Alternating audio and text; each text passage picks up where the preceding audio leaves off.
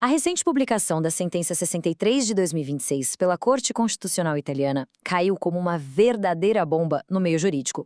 Hoje, a gente vai analisar esse texto pela ótica de quem opera o direito na prática.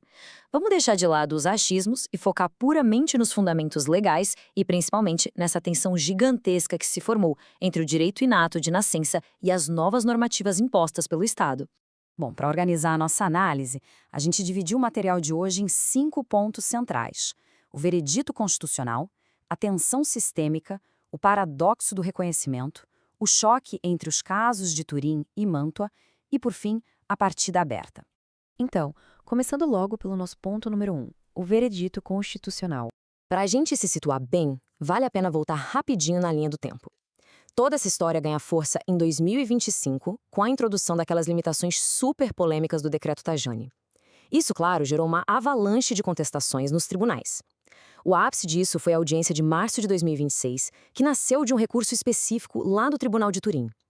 O resultado prático dessa audiência foi publicado agora no mês de abril e é exatamente a nossa famosa Sentença 63/2026.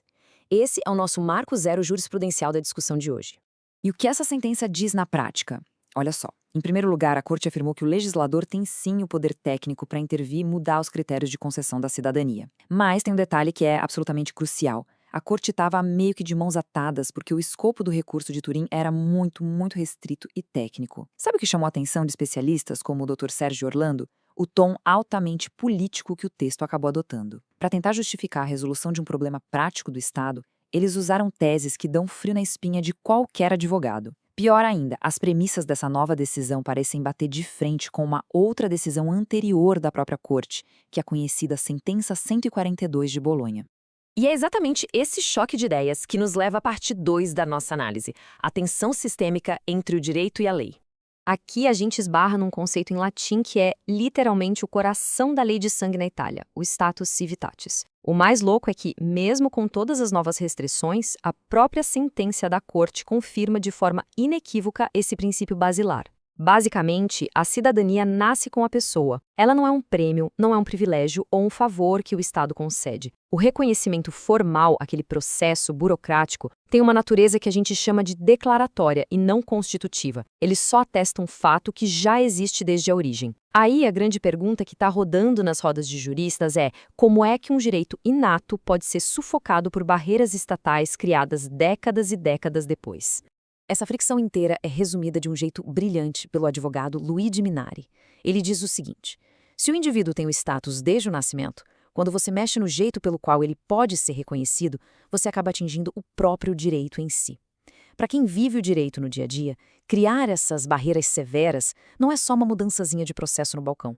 Na verdade, é um ataque direto à substância e à própria existência desse direito de nascença. O que nos joga direto no nosso terceiro ponto: o paradoxo do reconhecimento. Pensa bem, a gente tem aqui duas realidades gigantescas brigando no mesmo ringue. De um lado, você tem a natureza declaratória, que é a garantia de que o seu status existe desde o momento do seu nascimento.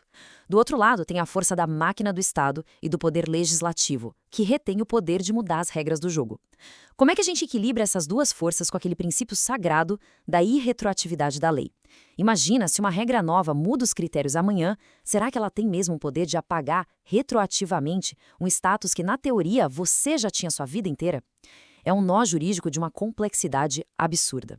Para tentar desatar esse nó brutal, a grande carta na manga da defesa hoje se apoia no princípio do legítimo afidamento, ou seja, a confiança legítima. Essa tem sido a tese de ouro para tentar blindar quem já tinha uma expectativa de direito baseada nas regras antigas. Todo o ecossistema jurídico está aguardando um posicionamento muito mais firme da Corte de Cassação, justamente para proteger os processos e os requerentes que já estavam no meio do caminho.